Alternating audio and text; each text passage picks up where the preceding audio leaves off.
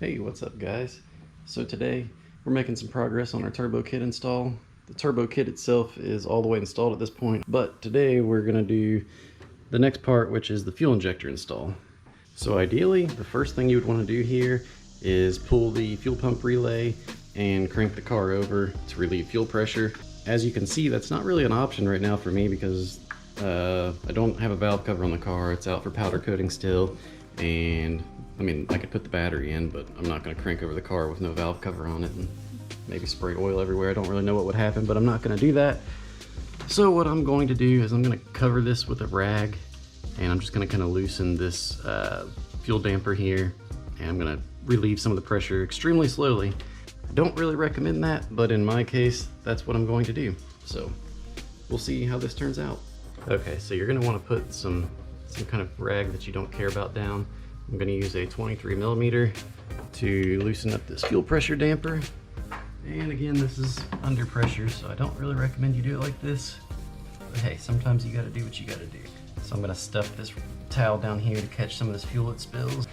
So what I'm going to do, I'm going to cover it with a towel so that it doesn't spray everywhere. I have safety glasses on too. And I'm just going to slowly crack it open. I thought I heard a little hiss when I first did it, but I honestly thought it would be a little more dramatic than this. Yeah, I mean, there's some fuel that came out, so I've clearly released the pressure. I'm still going to cover it though. Okay, so next I'm going to go ahead and take off this plastic cover here. Just something that's not shown right now because I don't have the valve cover on. There would normally be a PCV hose running across here and like an air intake, so you're probably going to want to remove those hoses if your valve cover is still on, which yours probably will be, but that should be pretty straightforward. Honestly, this whole job is relatively straightforward. So I guess next up you can go ahead and remove the connectors off of the fuel injectors and release the wiring harness from the fuel rail.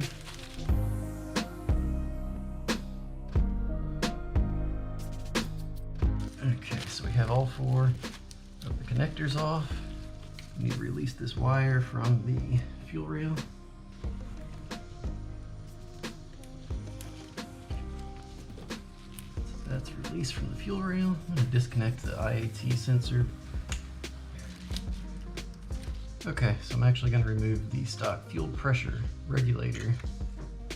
Okay, so I've removed the two 10mm bolts out of the stock fuel rail. I'm going to go ahead and loosen up, looks like 3 nuts here and 4 fasteners, and then you should be freed up. So let's go ahead and get those removed.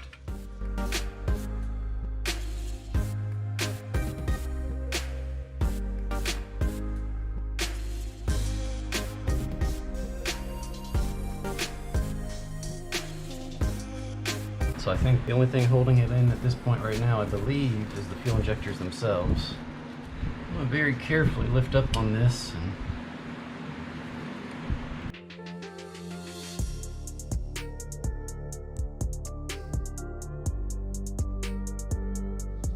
Okay, so to remove the old injectors, all you should have to do is just give them a little twist and pulling motion, and they should pull right out.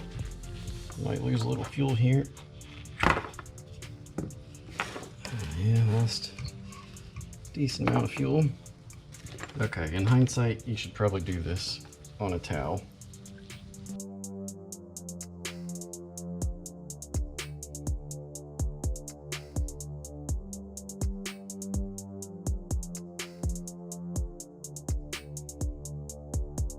Okay, so I've got the factory fuel injectors removed.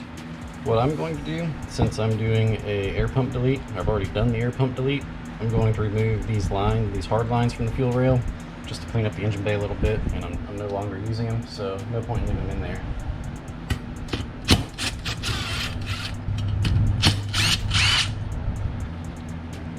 Okay, so next up is to clean out the inside of the fuel injector ports.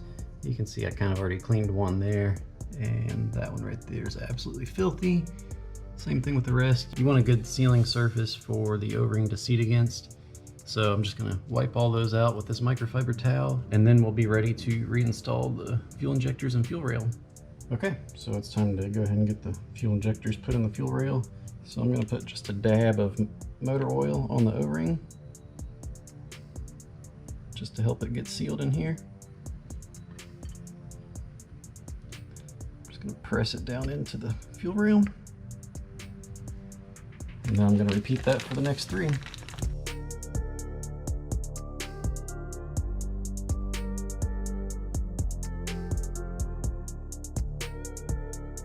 Alright, so we've got the fuel injectors installed, we've got the connectors facing in the right orientation. Now it's time to get them installed in the car. I'm going to carefully swing this assembly into place here. I've already got the O-rings lubricated on the other side as well. Very carefully get everything lined up.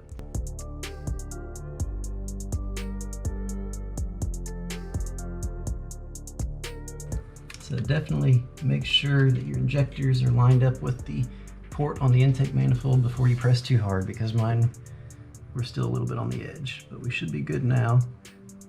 I'm just applying some pressure here to get everything seated. And now I'm going to put the nuts on just to hold everything in place.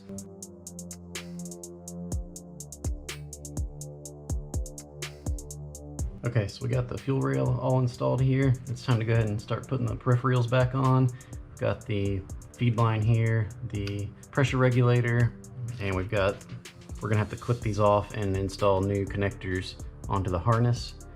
And then that should about do it on this.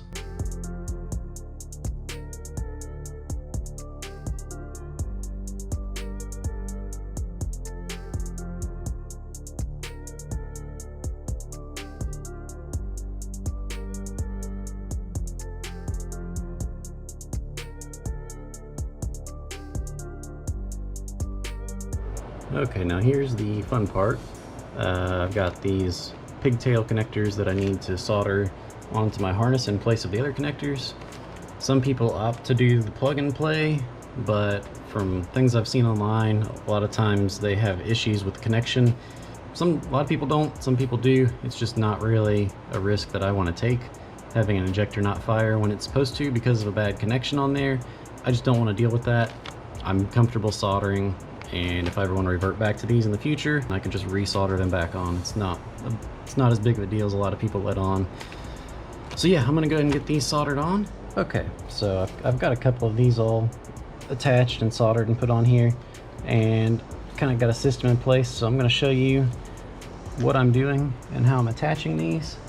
Keep in mind there's a bunch of different ways to solder. Everyone seems to have their own way to do it, but this is how I'm doing it. If you have another way that you prefer, by all means do that. So the first thing I do is I am separating this tubing from the rest of the harness. Basically it's just electrical taped on here. It's kind of a pain to get off, but I'm very carefully inserting these pretty sharp cutters in here. Okay, so now I've separated this piece of tubing from the rest of the harness. I've lifted up the tubing a little bit. I'm going to snip the wires about right there. Next, I'm going to grab my wire strippers and I'm going to go ahead and strip these wires back.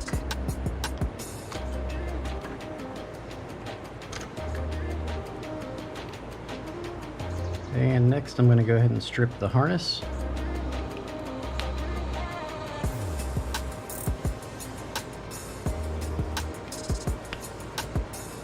And this is where everyone's preference for how they solder will come into play. My personal preference is to tin all the wires before you solder them. Some people like to twist the wires together and solder everything together. It's really your own preference. So I'm going to go ahead and tin the wires.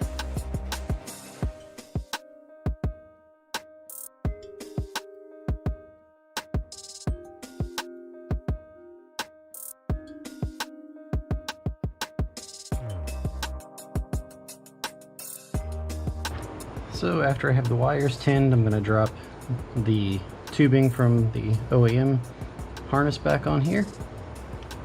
And then I'm going to drop a couple pieces of heat shrink on here. I'm going to slide it all the way down so that I don't heat it up while I'm soldering. Same thing with this one. You want to keep a little bit poking out so that you can actually get it back out of there. So this is kind of what you're going for. You've got the OEM tubing right here, and it's not heat tubing, I don't really know what it is, it's some kind of cover. And then you've got the heat shrink right here, and now I'm going to go ahead and solder these together. Okay, so I'm going to heat up both of these wires, and since they're both already tinned, they will just melt right into each other, and I kind of make sure both the wires themselves are touching. And there you go, you've got one connection.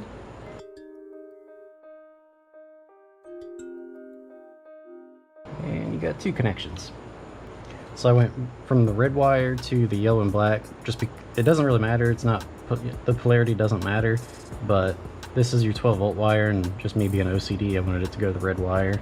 But yeah, it doesn't really matter because the injector doesn't care which side is plus and which side's minus.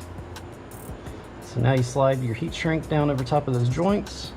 Well, first you should inspect them and make sure that everything looks good. And everything looks good. And as long as you don't make a cold solder joint, the wire is going to break before the solder joint does. So this is a good solder joint. Last thing you got to do is just heat up the heat shrink. And I'm going to go ahead and slide up this OEM tubing, or whatever you want to call it. Slide that up. And yeah, that's about all there is to it. I will finish up this last one on here, and I'll catch up with you then. Okay, so I've got pretty much everything back together here. I left the cover off for now just so I could show you kind of the finished product here. The fuel injector pigtails are tucked away nicely, zip tied out of the way. Everything looks pretty good. I went ahead and put the fuel damper back on. I also painted it too, if you can't tell. It looks better that way. And yeah, all that's left to do is put the cover back on. So I'll get that knocked out real quick. Alright, so we got everything back together here. Everything looks good. Fuel injectors are all buttoned up. Little hint for a future video here that was also done at the same time. But yeah, gets us one step closer to where we want to be on the turbo kit install. Fuel injectors are all done. That leaves us with the fuel pressure sensor, which you obviously see will be in a future video. And then I'm ready to move on to some of the miscellaneous sensors, like the wideband, the map sensor, actually wiring up the pressure sensors, getting the ECU going, and all of that. So be sure to stay tuned for future videos. But that is all I have for today, so thanks for watching.